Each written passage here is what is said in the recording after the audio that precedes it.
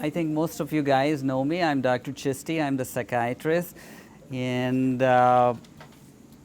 most of you might have read my notes.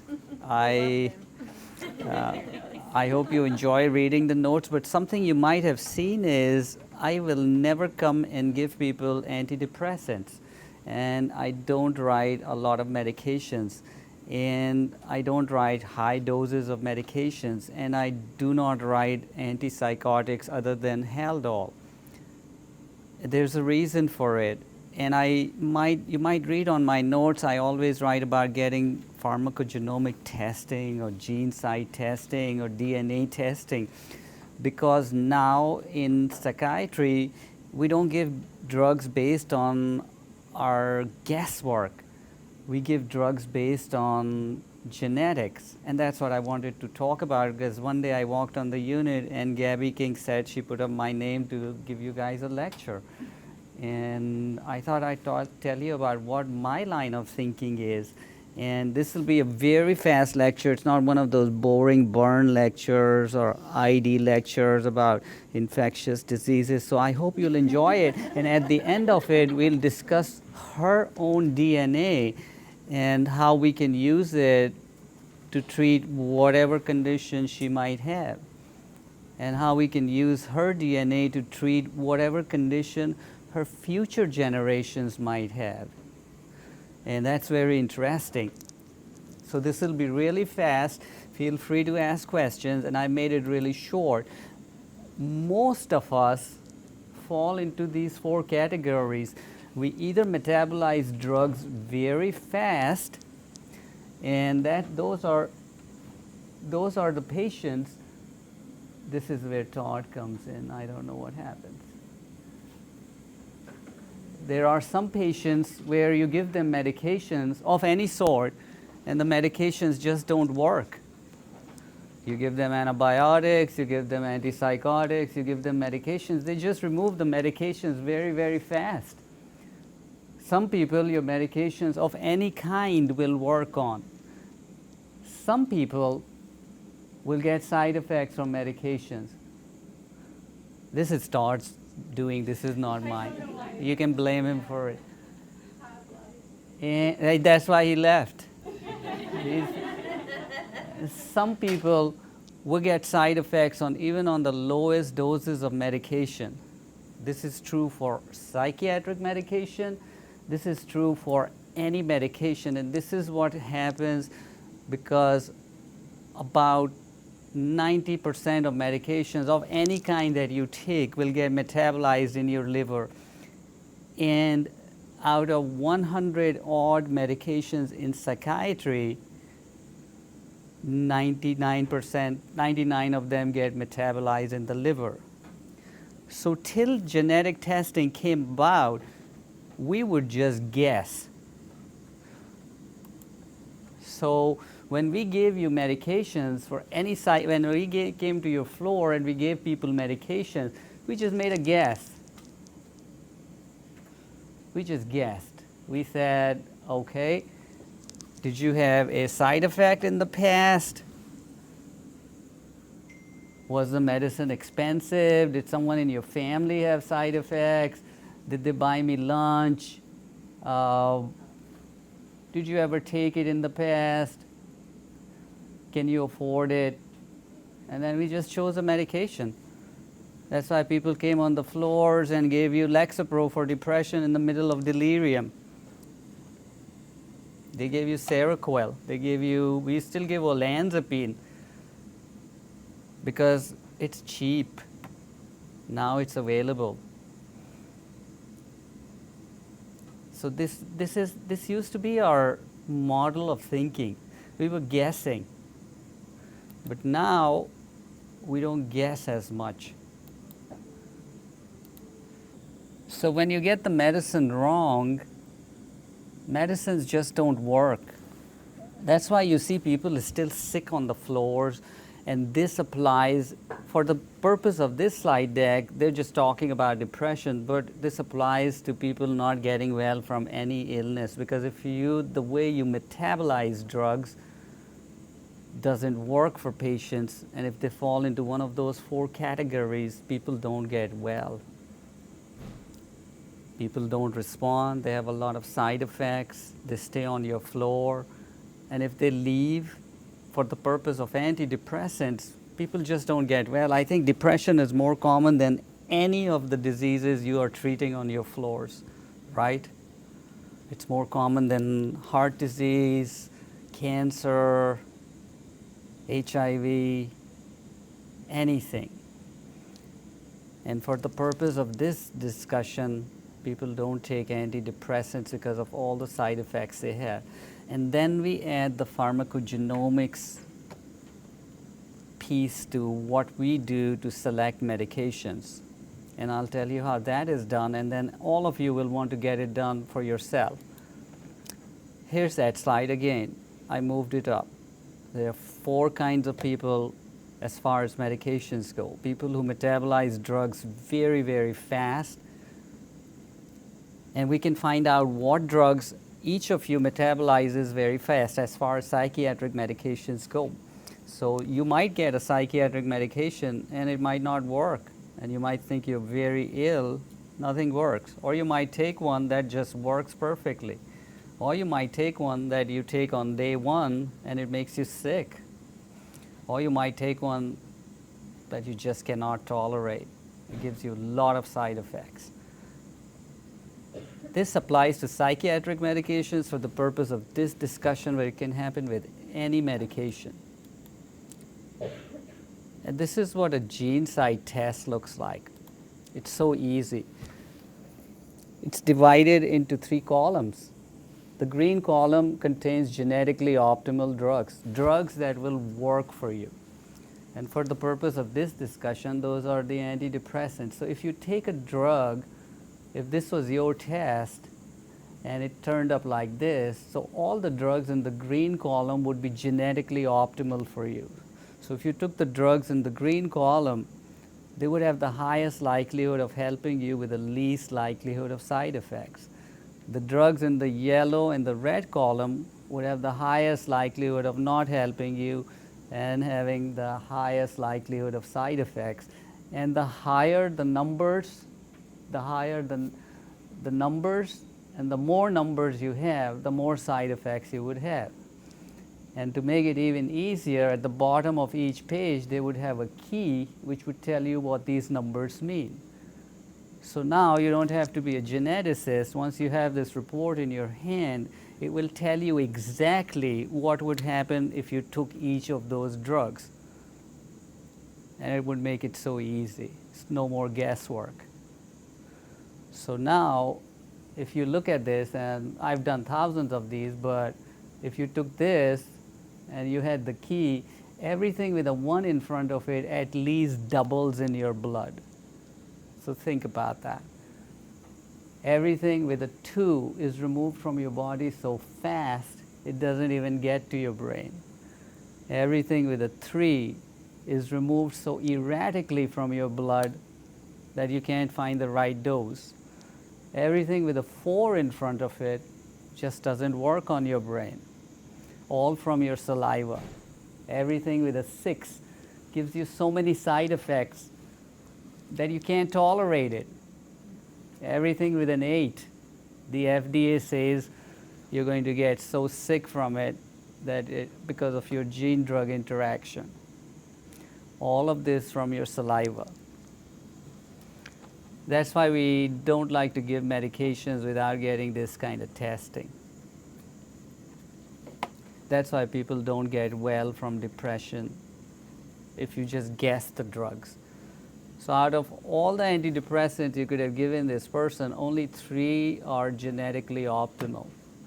Only 3 drugs have the highest likelihood of getting them well. Family practice doctors would choose the drugs that won't work. Prozac, Celexa. You were saying something? Did you raise your hand? I thought you did. I'm sorry. Prozac, Celexa, Lexapro, Zoloft would be the first choices, right? They don't work. And I'll tell you why certain drugs won't work and certain ones will.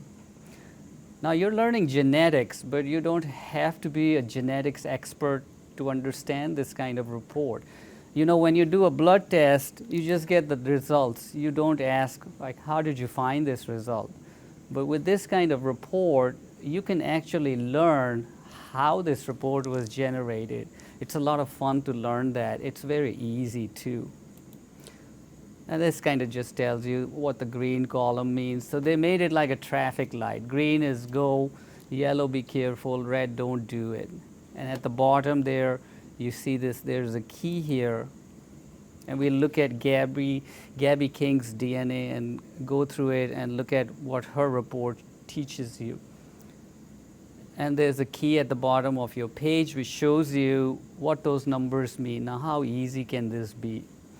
Why can't we do it on every patient with depression and find the right medicine, right? Some of you might want to have this done before you take medication. Here are the genes that are studied. This looks really impressive and scary, doesn't it? All these weird numbers and digits. Pharmacokinetic genes tell you how your body removes drugs.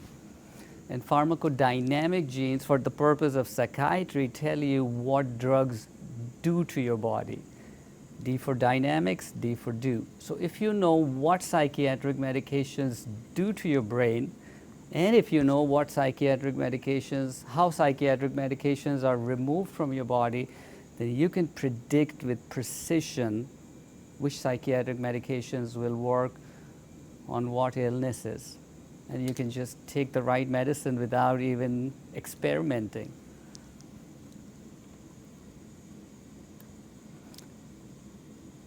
Any questions so far? Is this easy to understand? Is it pretty intuitive, or is it like, oh my God, this is just as bad as ID? It's really very easy. Once you see her report, you'll understand it.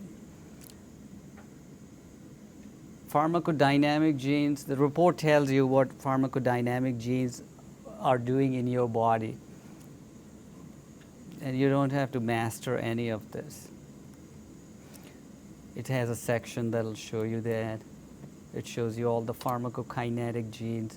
If you know your pharmacokinetic genes, you can predict what any drug will do in your body. Just about any drug that is excreted from your liver.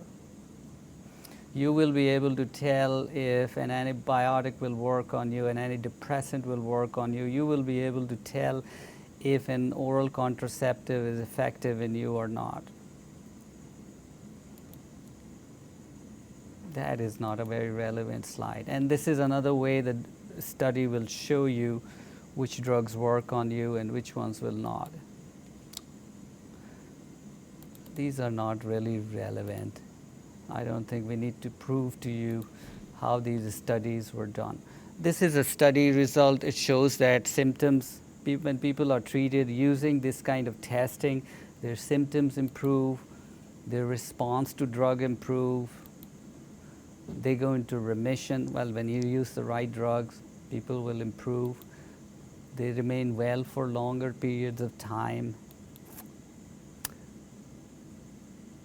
This just tells you how to choose the right patient. A patient who doesn't do well on medications, a patient who's not getting well on and getting the desired response, patients who are having side effects, elderly patients, patients with liver damage. These are the right people for this kind of testing. How do you do it? You come to our office, we get your saliva, we put it in a packet. I think I have a packet here. Ryan, did you bring a packet? Oh, everyone left. So it comes in a packet like this, and you come to our office, we get a sample, we put it in, FedEx takes it, and in 5 days we get your result. Then we go over it in detail and tell you, without even giving you any medications, we tell you what will work on you for whatever illness you might have. This is how much it costs. And this is the outcome of it. It'll help you get the right medication. It's been proven to work. It's easy to implement. It's very cheap. It used to be very expensive. But now you're like, oh my God, this sounds so difficult. So let's see Gabby's DNA. That will give you an idea of what it really is about. Are you guys falling asleep?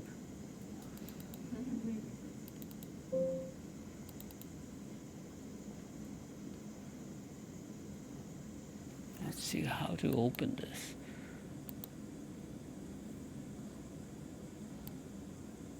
I'm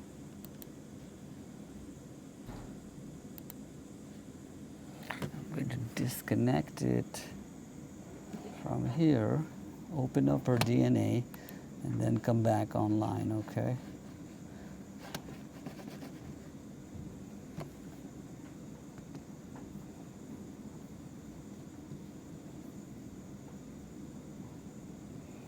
Because it shows everyone's DNA sample. There we go. So Gabby was kind enough to give us a sample, and I went over it with her in person and got her verbal permission. So she's not here, but if she was, she wouldn't be shocked.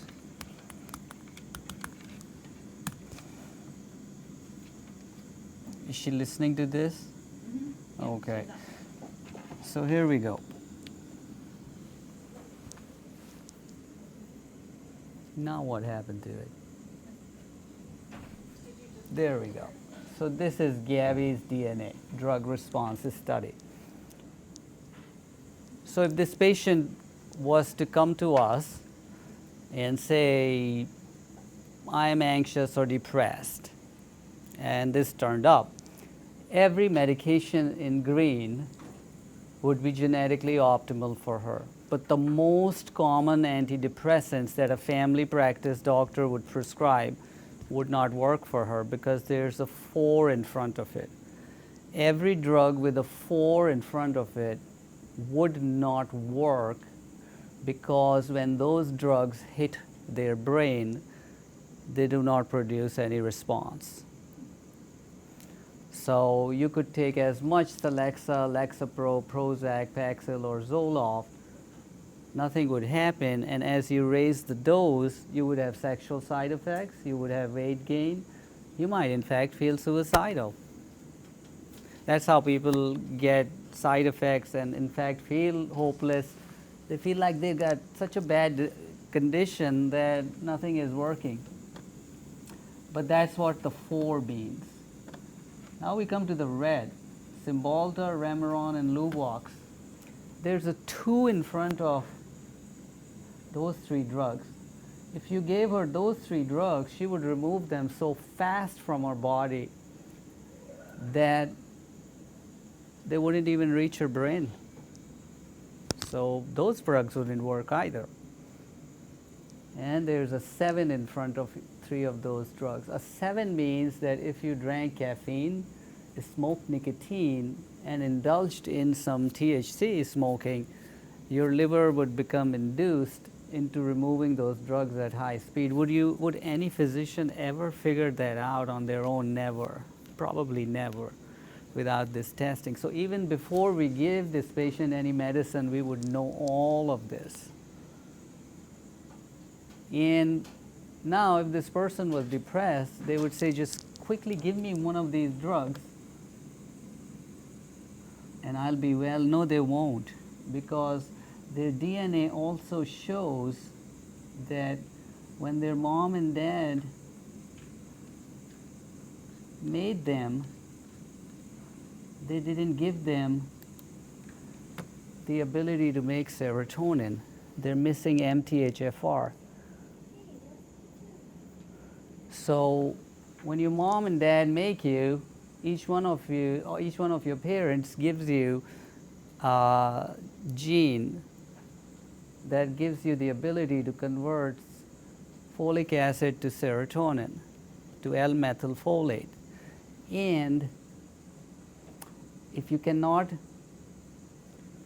do not get the full gene to convert folic acid to L-methylfolate, we know it because you don't have a C here. You got to have two C's here.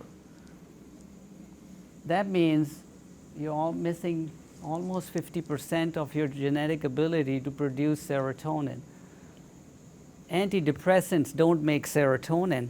Antidepressants use the serotonin you have to produce that effect of happiness.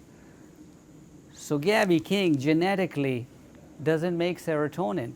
And at some point in life, when she decides to have an expansion of her family, and she meets someone who doesn't make serotonin either, 50% of her offspring will either make no serotonin because of the way genetics will be laid out, or half of them will be missing half the gene. So now you see how it goes on through families. This test, a simple saliva test, told us that. So now what we will do is we will make serotonin in her brain. And when she expands her family, even though this genetic polymorphism is there, we will make sure she has a lot of serotonin, the normal amount, when she expands her family, and the baby has serotonin. And then we'll do that baby's genetic test. And then when that baby expands their family, we'll make sure that baby's family has serotonin. And we'll keep making sure that we cut that link of mental illness forever using this test. Now, does that sink in? I think that is very important. We would never have found that out without genetic testing like this. Is that easy to understand for everyone? Now, if this check mark was in red, that would mean that neither her mom nor her dad made serotonin in enough quantities, so neither of them gave her the MTHFR gene. And that would mean that she would have high homocysteine levels. She would be at high risk to spontaneous abortions. She would be at high risk to bleeding. She would be at high risk to abruptio placenta, menstrual irregularities, aortic dissection, and everything else that goes with high homocysteine levels. We know all of that because of that check mark being in red. And that's how important this test is. So I think everyone should get this test.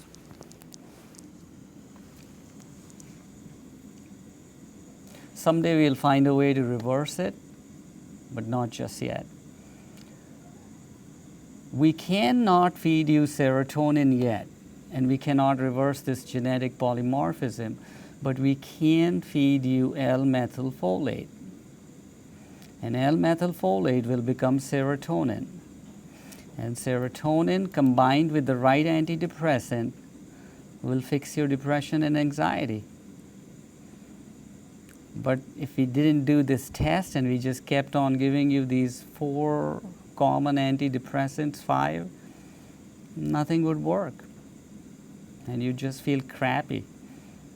If we go down to anxiety drugs, all the drugs in the green are genetically optimal. They have the highest likelihood of working, but doesn't mean you won't have side effects. Inderal will not work on you because you remove it very fast.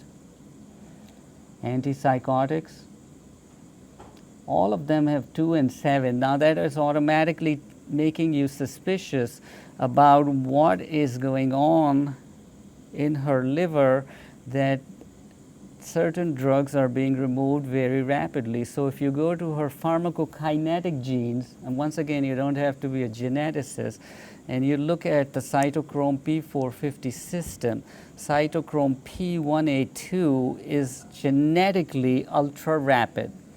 So now you see all the other cytochrome P450 system enzymes are moving normally, but any drug that she takes through that is going to be removed through CYP1A2 is going to be removed very rapidly from her blood. So if she takes an oral contraceptive, an antibiotic, an antidepressant that is removed from that CYP system, it's not going to work. Before we give her any medicine, we can just simply look at how that medicine is removed from her body and just avoid giving her unnecessary medicine. And that's how this pharmacogenetics works. And she may someday have a little girl who may be given an oral contraceptive or an antibiotic that might not work for her. Or a little boy who might get an antibiotic or medication, and they may have that same genetic polymorphism on 1A2, and that might not work for them. So this can be used cross-generational. And that's how this report works. We use it for depression medicine, depression treatment. But you can use the findings that are the pharmacokinetic findings and apply them to just about any medication metabolism. Coming down this report, a 10 in front of a drug means there's no reason why that drug may or may not be used. In this case, in the case of these three mood stabilizers, there are also no genetic marker because all these three drugs are removed through your kidneys.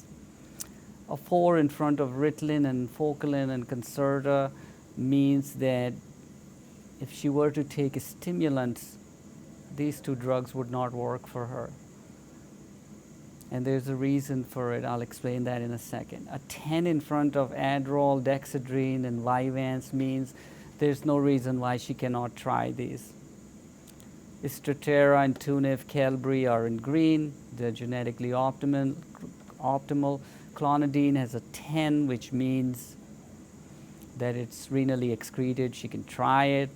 And once again, at the bottom of the page is a key that makes you just sound so brilliant, because all you have to do is compare the numbers in front of each drug and read the key, and you will know everything. So what is this patient genotypes and phenotypes? A patient doesn't have to know all of this. You don't have to know what dynamics and kinetics is, but it's very easy.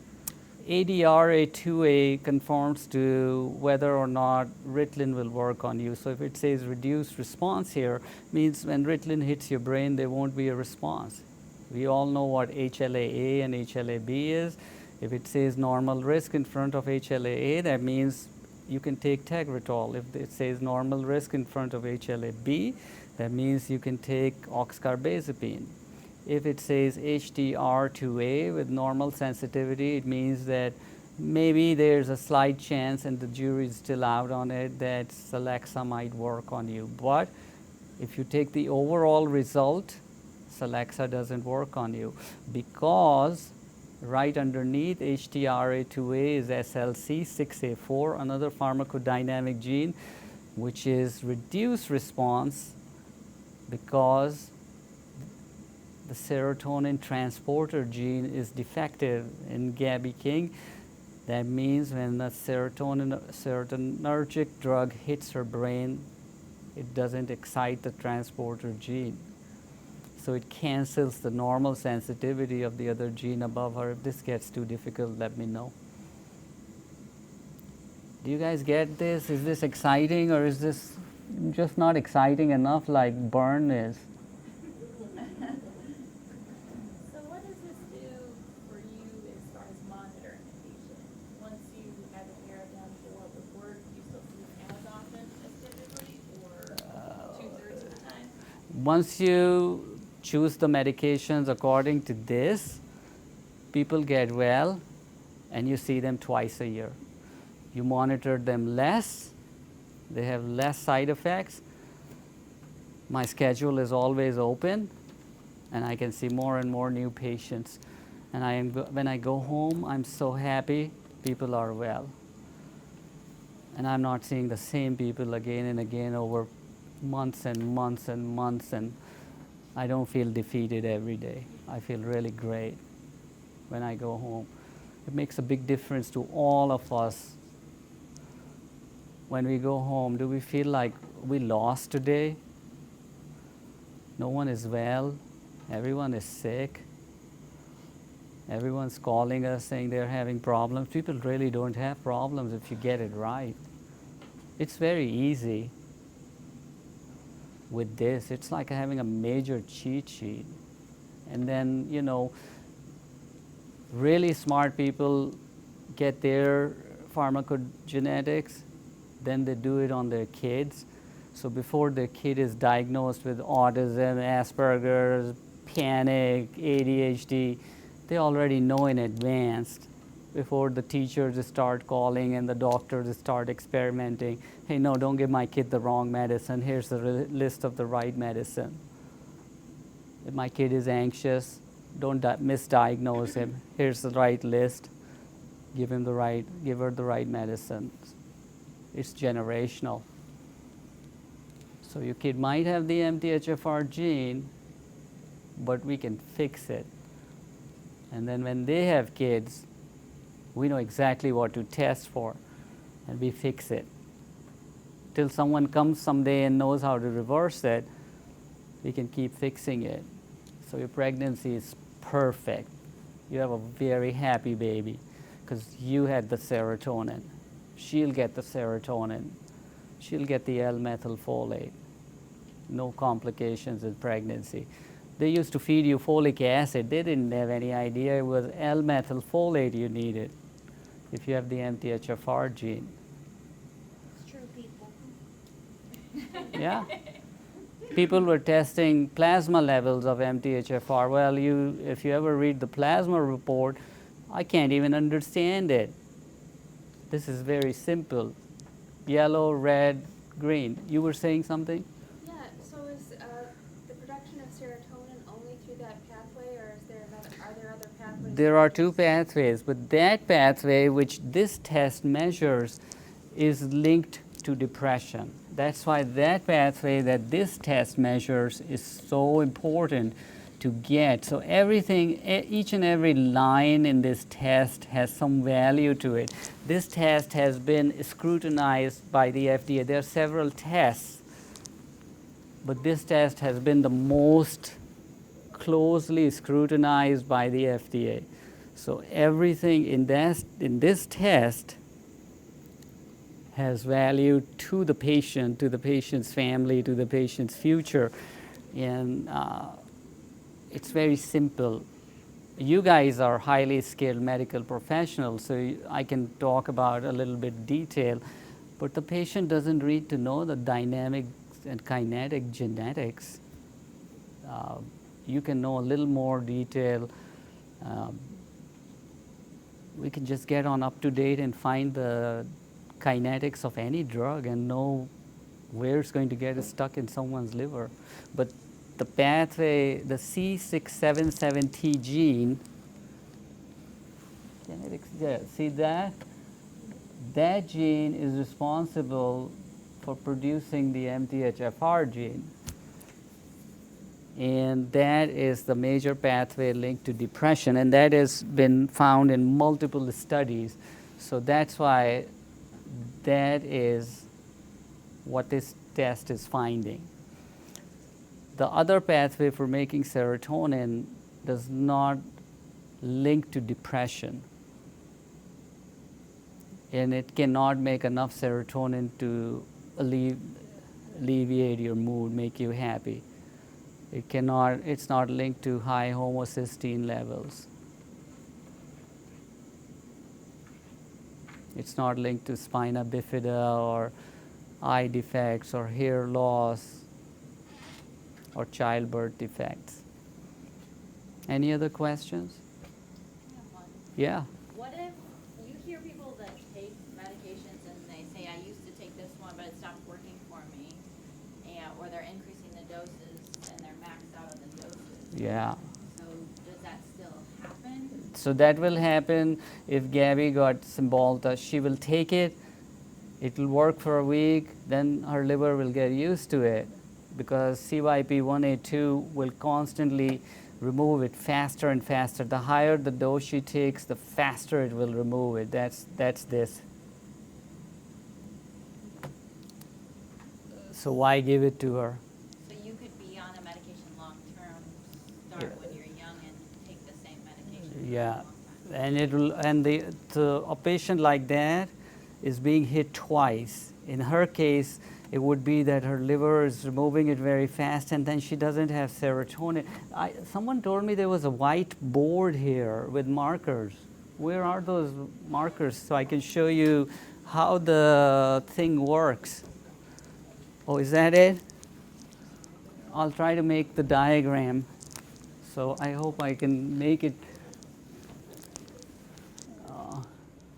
So this is when being short really works against you, okay? They should have like a little ladder. So when your mom and your dad they give you C677T, which makes MTHFR. All right? MTHFR makes L-methylfolate, which becomes serotonin. All right? Serotonin makes you happy. Antidepressants need serotonin. Oh, where's an eraser? Let's just use this mask. So your SSRI need that serotonin. If you don't have serotonin, you become grouchy. All right? So if you don't have the CC, if you have the CT, or the worst is the TT, you can't make MTHFR. People think that antidepressants make serotonin. Antidepressants need the serotonin.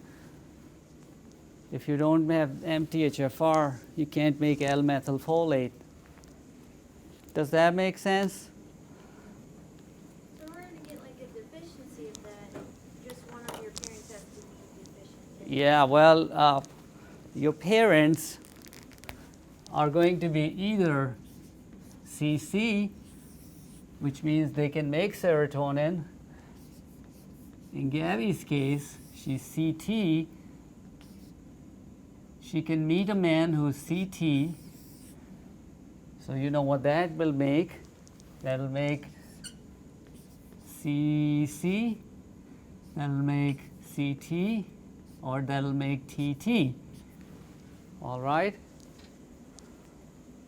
You get it? One kid with each. Or she could be CT and meet a man with CC. So that'll be all CC or CT, right?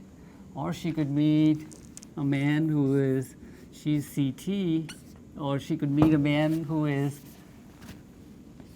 TT. So that would be CT and TT. But we can fix all of that. If we give you L-methylfolate, we don't care what you meet. We fix it in all situations. If you're deficient, you should probably always take an L-methylfolate. Till you go to heaven. We don't really care what happens. As long as you get that test done. You told me I didn't have to Who said that?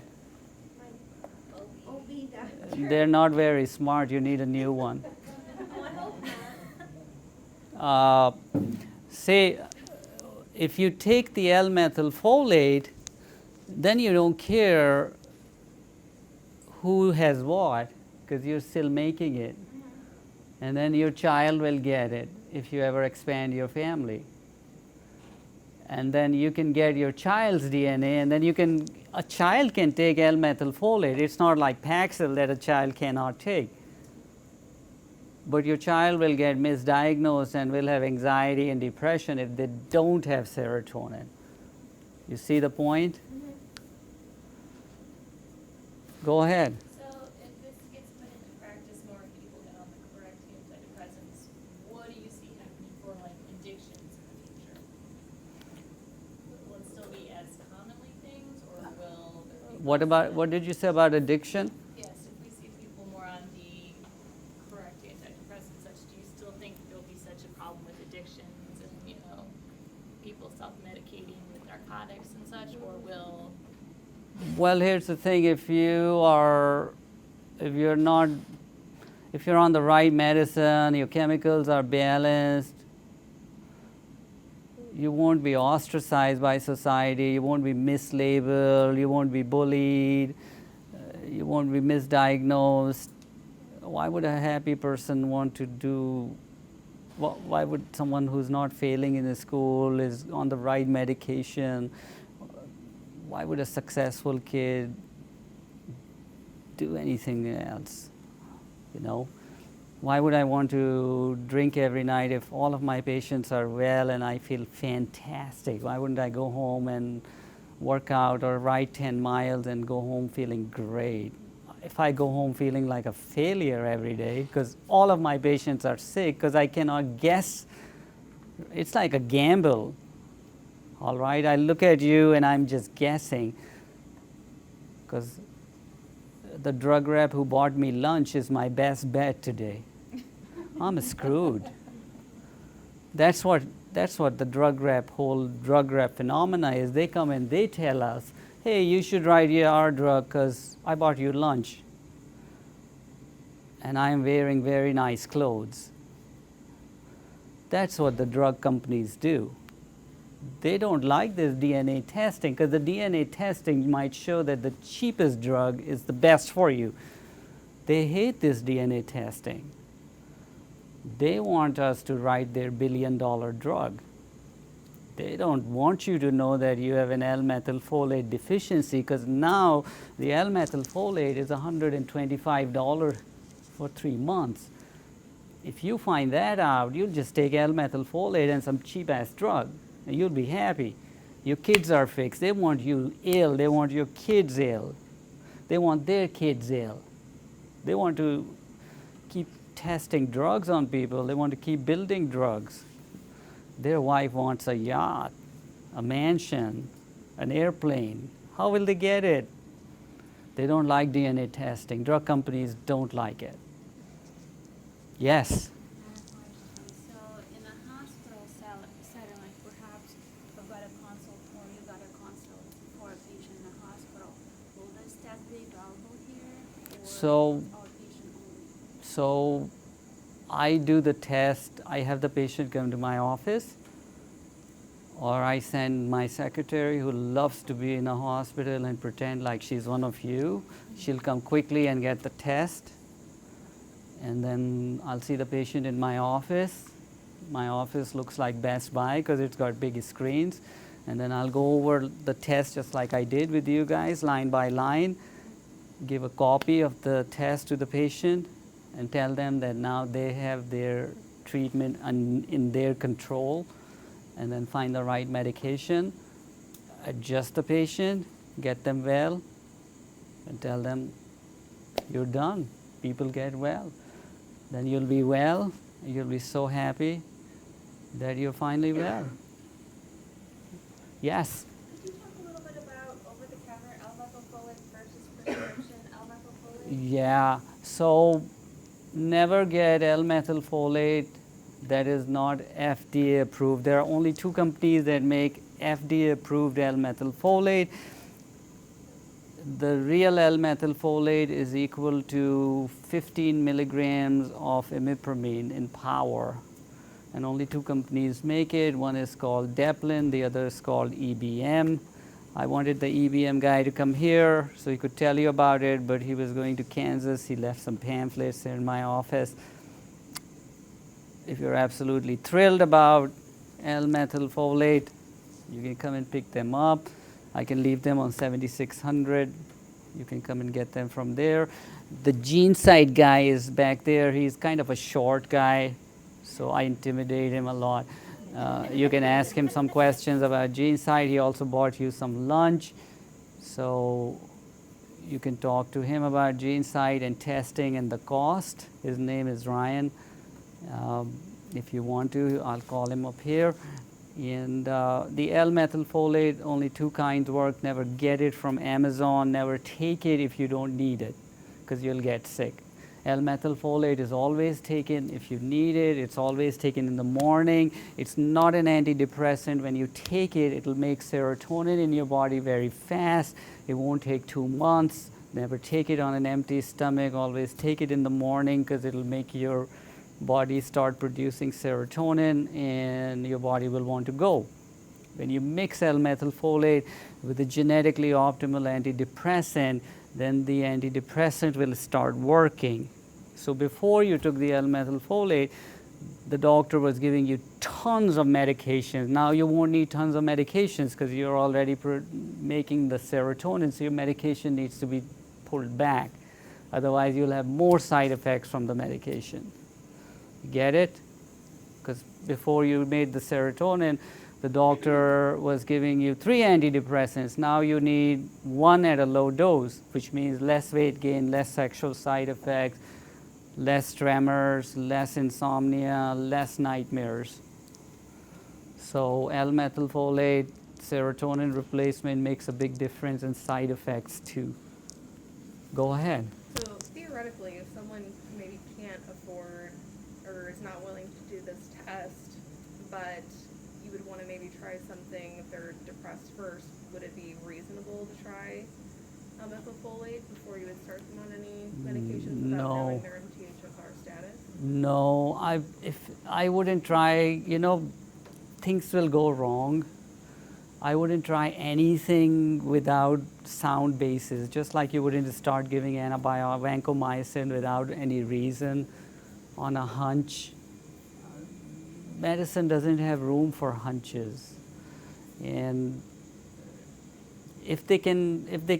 Ryan might tell you, maybe someone can just afford to pay for an MTHFR test.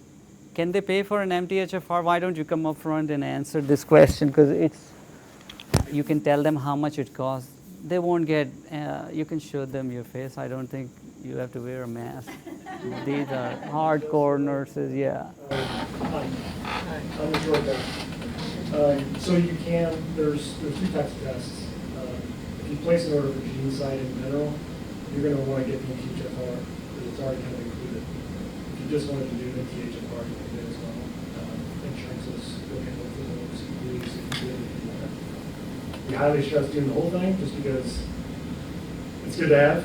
And honestly, insurances are typically going to pay for the one first regardless, so you might as well pay for the whole thing and get it all included. But I still do MTHFR testing. And if somebody doesn't get the MTHFR 2 years, 3 years down the road, we can get them as well. And in terms of, coverage, does there have to be an issue such as, they've been trying medications and it hasn't worked for coverage to be initiated or So, great question. And from a pharmaceutical-based scenario, there's always been this mechanism around you have to try something first before you can kind of work your way up the chain, right? Every insurance company sends out lists. You need to try these 5 first before you get the one that you're really wanting. This is starting to change, primarily because of this, and I think I've just touched on this. There's a pharmaceutical driver, and then there's a medical driver. And we're starting to turn this on its axis a little bit. Because if you can do a gene test, and just so we're clear, I do drink the Kool-Aid a little bit. I'm 17 years in this industry, though. I'm also my own patient on this. My wife and son were here, they would tell you, my life changed when we figured this stuff out. So perspective on this, I'm also a patient. When I look at this as you can do this test early and often and find the right meds first. I'm going to speak to what just came out in JAMA, the VA, and I'm going to kind of take a small path here. The VA doesn't have an absolute ton of money to do their own studies. They did their own trial with GeneSight to identify, can we better our soldiers' care? Flat out what it is, right? We gave them the tests, they ran it all. 2,000 tests, results came back, shocker, it's better if you do the gene test, okay? There's this algorithm of, if you try 3, 4, 5 meds up front, and then you do a test, well, is it gonna be better or not? And I'll just blanket this out there. You still have an opportunity to make your life better by doing the gene test here. The real data came up here. If you ran it first and then you treated appropriately, your shots on goal for those hockey players like me, that's it. Like, you're able to get a goal within the first couple of shots versus waiting a long time before you get the right medal for it. That's why insurances now are saying, you know what? Let's go ahead and make this run. Medicare, Medicaid jumped on first and said you can run it on diagnosis. I walk in, y'all are like, yeah, we need some help here. Everybody's on board. You're depressed. We're going to start you on a med, but first, we're going to give you a GeneSight test. That is now appropriate in today's age, which is great.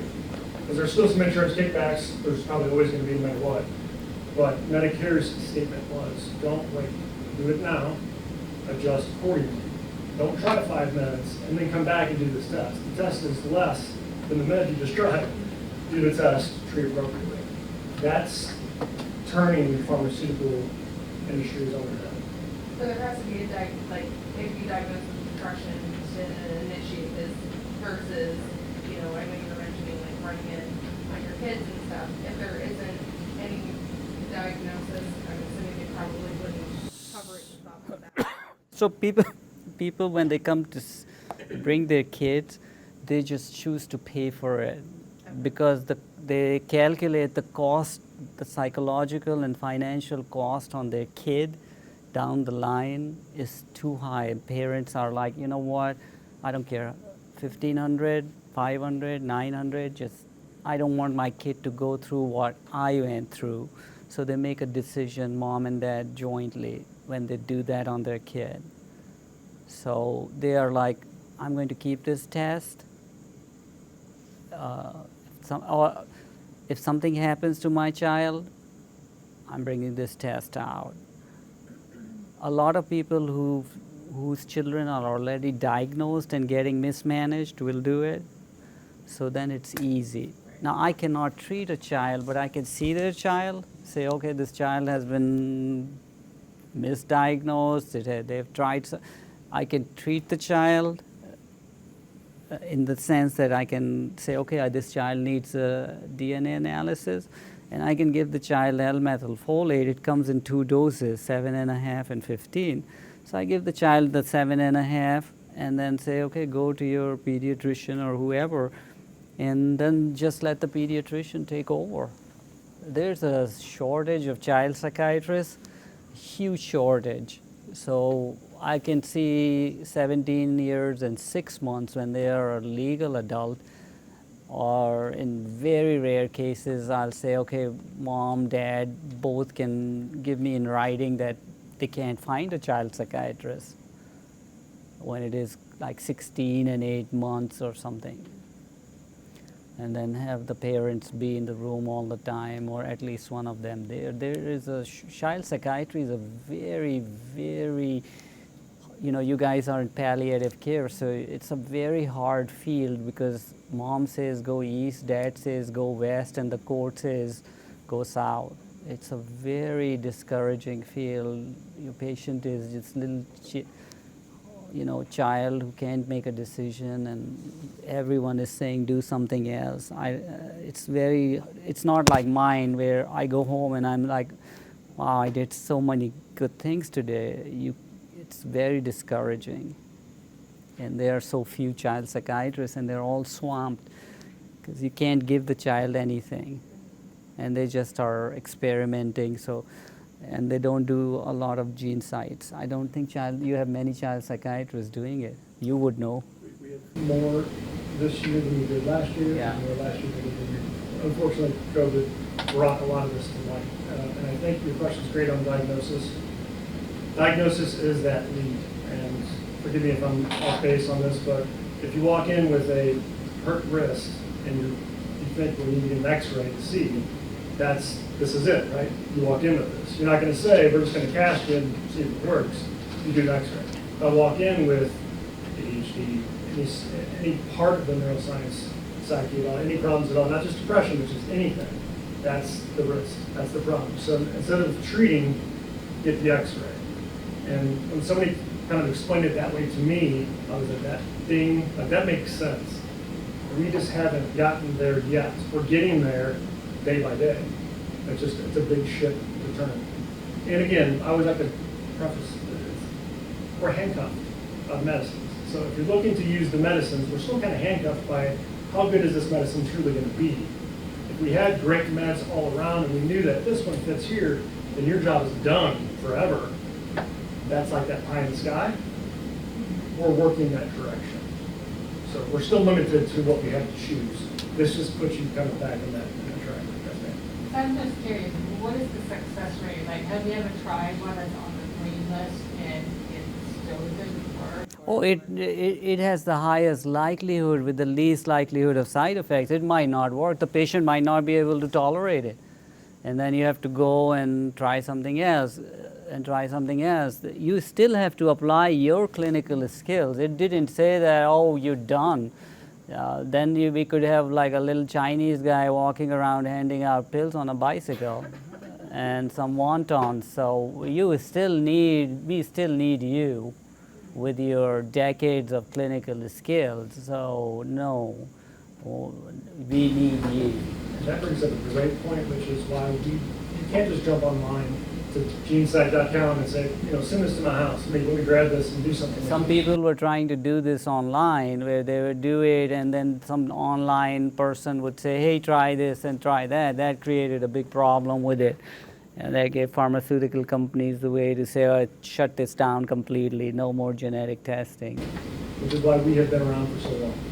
This is early 2000s when we really developed all of this and came through. We're also Myriad. Myriad's kind of the parent, the oncology side of things, the BRCA testing.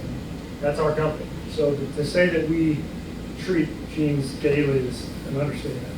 We also work with insurances. Every insurance that's out there daily. So our company really is sound, which is why it becomes I'm not a salesperson, I'm a consultant for the company. It's just really easy to initiate this type of testing.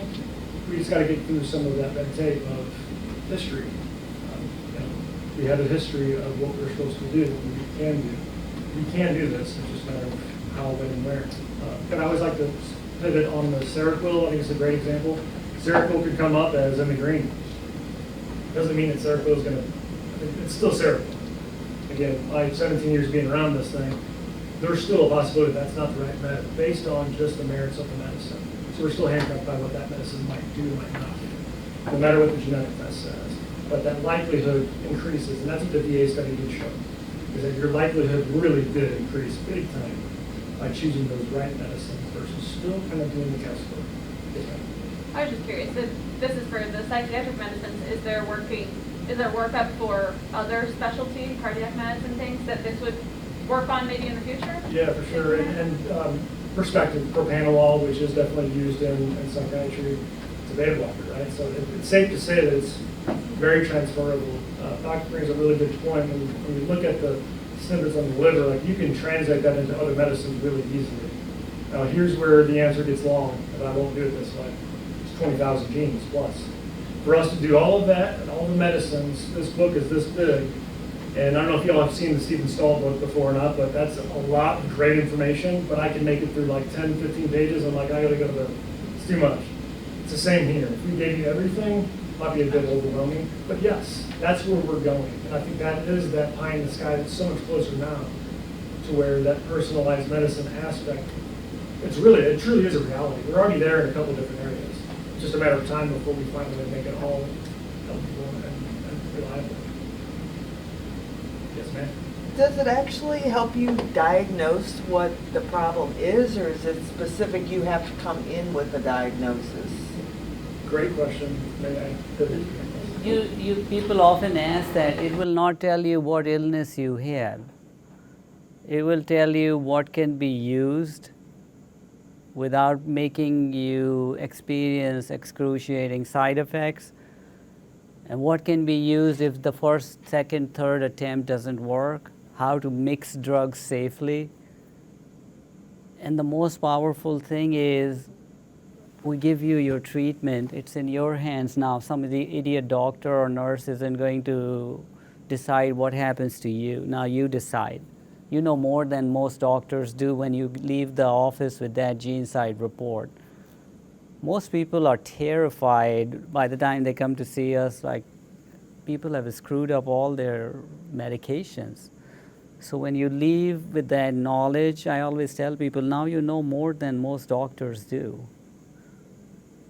That's a really empowering thing for a human being to have, to know more than an average doctor.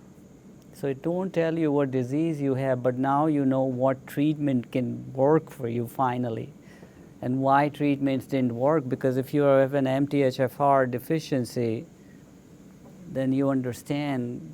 People will often say, yes, my dad might have had it, or my mom was the one I probably got the MTHFR deficiency from.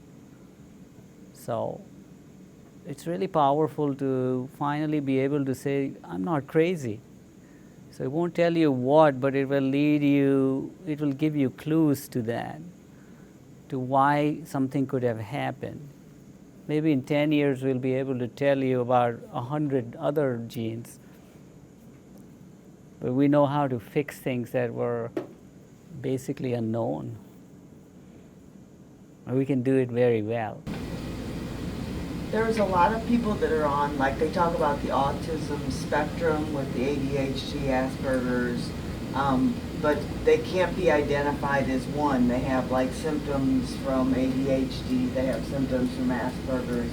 So how would you go about doing genetic testing if you don't know which specific thing that you're looking for a drug to treat them with? Well, all the drugs that would treat the symptoms of Asperger's or ADHD are on there. Clonidine, guanfacine, Ritalin, Focalin, Concerta, Dexedrine, Adderall, Vyvanse, they're all there. All the antipsychotics, all the mood stabilizers are there. And if they have an MTHFR deficiency, maybe leveling off their serotonin might help too. So you have some scientific clues there. Otherwise, the doctor is just guessing about based on who bought them lunch. That is the best guess of the day. Great question.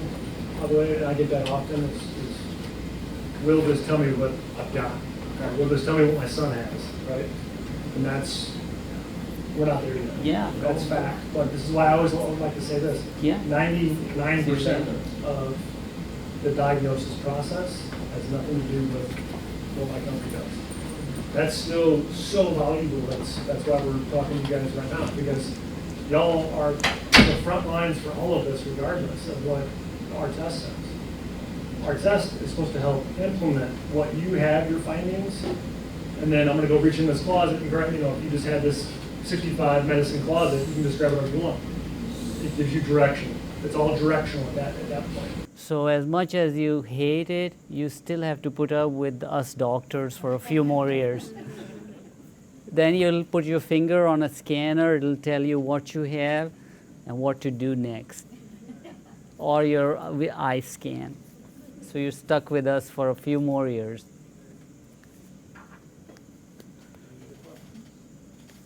What's for lunch? That's the main question. So I kind of held off because I didn't want to bring everything in, but with it being Tuesday, it's kind of a solid Taco Tuesday type day. So I brought in fajitas, veggies, salad, the whole fixings.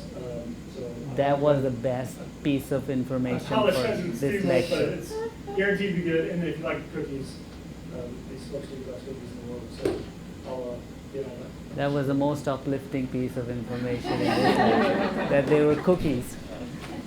Thank you very much, everyone.